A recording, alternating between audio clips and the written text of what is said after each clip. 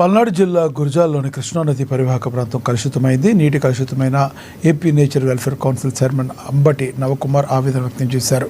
కృష్ణానది పరివాహక ప్రాంతాన్ని ప్రత్యక్షంగా సందర్శించి కృష్ణానదిలో జరుగుతున్న నీటి కలుషితంపై సమగ్ర స్థాయిలో పరిశీలించారు. కృష్ణానది పరివాహక ప్రాంతం నుంచే అనేక ప్రాంతాలకు మంచినీటి అవసరాల కోసం నీటిని శుద్ధి కేంద్రాలకు సరఫరా చేస్తారు.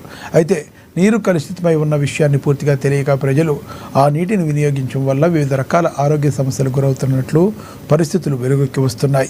ఈ పరిస్థితులపై ఆంధ్రప్రదేశ్ ప్రభుత్వం, తెలంగాణ ప్రభుత్వాలు తక్షణమే స్పందించి సమన్వయంతో కృష్ణానది నీటి కలుషితాన్ని అరికట్టేందుకు తక్షణ చర్యలు చేపట్టాల్సిన అవసరం ఉందని నేచర్ వెల్ఫేర్ కౌన్సిల్ తరపున డిమాండ్ చేశారు. నీళ్లను పరిశీలించండి, ఎంత పచ్చగా ఉన్నాయో చూడండి. ఇది ఒక్కసారి చూడండి, మీరు కూడా క్లియర్ గా. ఇదిగో నేను పోస్తూ ఉంటా చూడండి, ఇది నీళ్ళ. ఇదిగో మీరు కింద కూడా చూడండి ఒక్కసారి, ఈ నీళ్ళ లేకపోతే కెమికలా, ఒక్కసారి పునఃపరిశీలించమంటున్నాను. అదే విధంగా గలగలబారే కృష్ణమ్మలో ఆ కెమికల్ ను ఒక్కసారి చూడవలసిన అవసరం ఉన్నది.